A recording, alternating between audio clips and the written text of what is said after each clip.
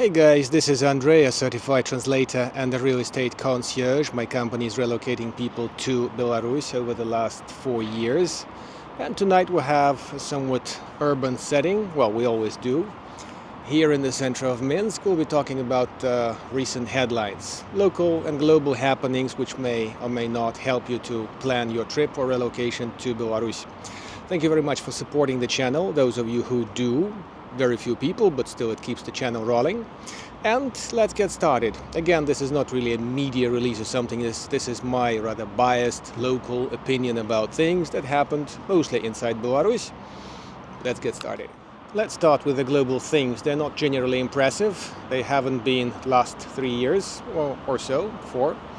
And generally travel hasn't changed much. If your country is on one of the visa-free lists through the Minsk airport or through the western border, if you need to go without visa, it's still working. And the 2 checkpoints, or rather 3 or even 5, Lithuania, Latvia 2, Poland 1, are still working. If you have a Russian visa, it allows you to go through Belarus, to Belarus or through Belarus like it was a Belarusian visa or residency or temporary residency, and the other way around. So these things work. The bridge in central Minsk is almost ready. The place by the train station, the bridge by the train station, has been out of order, out of work, out of use for most of the year, and they say they may complete it finally for walks and cars in less than a month or something. So the traffic underneath is already going, and the top finishings are underway. So let's hope it's going to happen before the 7th of November, because there's a very vital bridge connecting places like the Minsk world with the city center. It's ongoing, it's about to finish. The real estate market is heating up and cracking on, and maybe in a week or so we will be releasing the digest of the September status of the market. It's kind of getting complicated because smaller properties are going up in price. The one-room apartments have hit $2,000 per square meter here in Minsk, and there was roughly 1,300 deals last month, which is typically lower than in August because there is a seasonal market drop. And it's still quite hot. The trouble is they're not building as much as they used to in the past. And another thing is, one of the banks here rolled out a 13.75 bank loan, which is aimed at the newly built apartments. So the new apartments will get more clients because 30% or more of the buyers are losing loan money, at least partially. And guys who are selling second-hand will be troubled because at the end of the year, people will be quite significantly distracted towards new apartments rather than the old ones. So if you have a second-hand property, you may think about negotiating the price if you're selling it.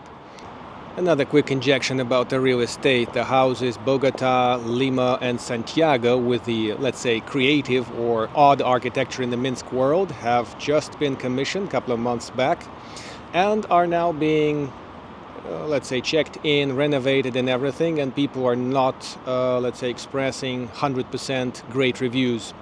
We gave the Minsk world area an extensive coverage with a bit of analytics, or like thinking about it, in the last video. There are 2 parts of it. I'll leave links down below if you're interested. So the general point is, look very carefully and assess very carefully short-term and long-term what you're buying. Sounds kind of obvious, but it never is when the people are buying stuff. A little bit about my previous field of employment, tourism. Some guys went to Europe and their visas, their Schengen visas, were issued strictly day by day for the tour. Because of the Polish border closure, the group had a detour through Lithuania, and somehow the group director suggested that they stay 1 day longer. They'll just get a little fine and that's it. But the things went very sour. The group director left with all the guys whose visas were valid and who were let out of the country. The Poles detained 3 or 4 tourists whose visas were expired. And although they got no fine, they got themselves massive visa history. They got a 6 months ban, and they were kicked out of Poland by means of hitchhiking. Pretty horrible story, especially given that there was no helpline working. There was no phone line working with that travel agency, and it's a shame that people in such a precise industry like tourism travel are behaving like this on weekend or not. In my old days, managers were really available round the clock to get people out of all sorts of hurdles. Telecom and mobile data, specifically in Russia, is getting more and more crazy.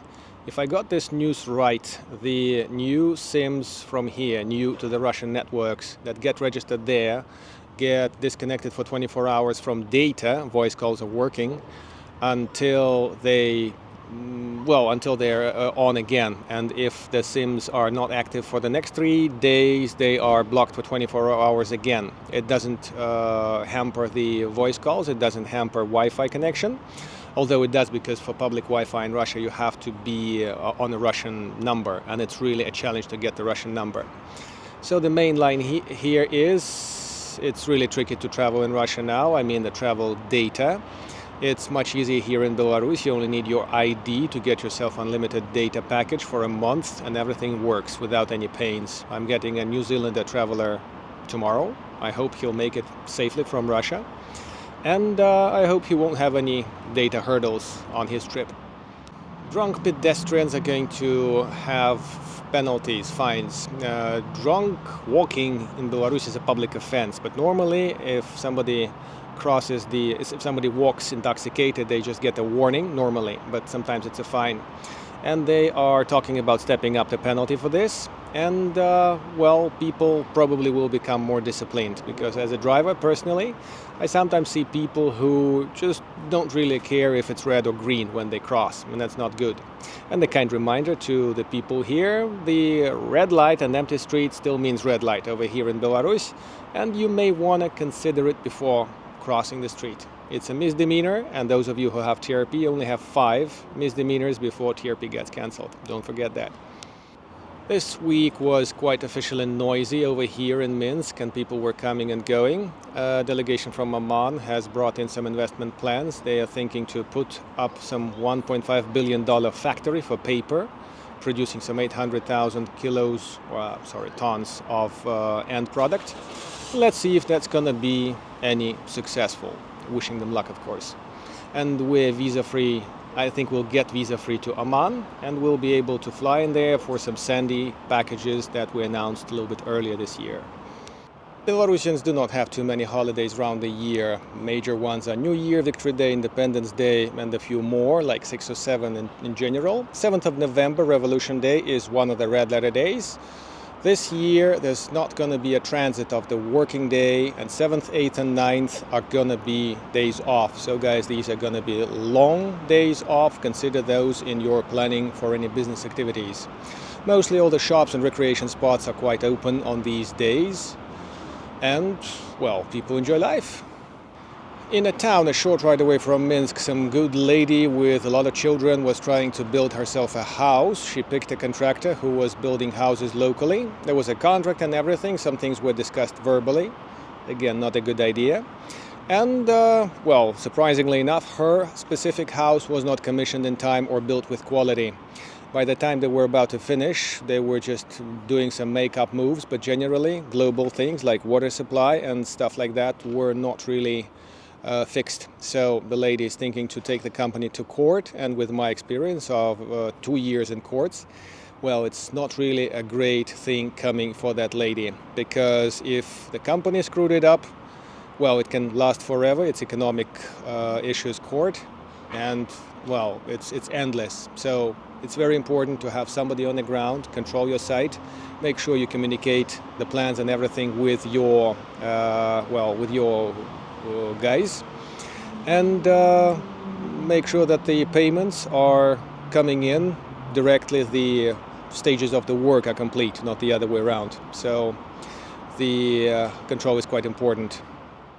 The EU and its tireless bureaucrats are tirelessly working out some new sanctions against Belarusian banks. It was kind of new to me. It's never late to learn that there's an A5, A7 ruble stablecoin, and some banks operating with it locally here will get sanctioned because of this. It's been a problem to transfer money over here locally. There seems to be at least one bank doing the euro transfers, although it's all case-by-case success stories, and some of the oh, my friend transferred this much and bought apartment with that bank, can be absolutely useless if that didn't happen this year or even this quarter. What was last quarter is not working this quarter. Things are changing, and I remember that Italian, or let's call him Italian guy, who says, Andrei, can you get me a flat in March next year? I like the country so much. And I'm saying, well, buddy, it's best when you come on the ground here and you'll have your money to deposit and to book the flat itself, and the prices, most importantly, the prices will be available for the per night rentals based on the season, the owner's mood, availability, and everything. And he says, no, I like to plan my things in advance. I respect that. But in the current geopolitics, we just do not book apartments for March. I'm sorry. So he was upset with such inefficiency of my company, and he went to find another operator. We're a democracy, so he's free to do that. My recommendation for rentals is in a separate video. Polish customs officials are continuing to work 25 or 30% effectively, according to our local, let's say, services. And a pretty bad backlog on the other side out there in Poland is not helping tourism, travel, business, and whatever it's not helping. On top of that, Latvia is thinking to cut off the tourist buses, the non-scheduled buses, irregular bus connections. I'm not sure what good will be served to the safety of Latvia by that. But from November the 1st, was it? They are not circulating. Check your trip bookings, check your arrangements to make sure it doesn't hurt your plans. I'll try to conclude with a positive touch. Minsk average salaries have leveled with 3.5 thousand ruble point, but that's including all the taxes and payments, like the social security tax, which is about 34%, and income tax, which is 13%. And I guess that's generally it. So these figures should not be overly, let's say, attractive or misleading when you are making some sort of plans in this respect. Region by region, we have 6 regions. The salaries are lower. In Minsk region, it's 2.8, and the skinniest one, I think, is Brest, 2.5 million thousand rubles, sorry, including those taxes. So excluding the taxes, you'll get a much skinnier figure. Let's hope our creativity and imagination will get us to more enviable points than 3.5 thousand rubles a month. If you need any consultancy advice about travel or relocation to Belarus, I'm happy to help. If you have $5 or $10 you could spare, here are the links for donations. They're in the video description as well. Otherwise, happy to answer something simple and like matter-of-fact talk underneath in the comments here. Press likes or dislikes, wherever you like. And for a technical consultancy, feel free to message me directly. Thank you very much. And this was Andrei from Minsk. Hopefully I'll see you here this year or next year. Cheers.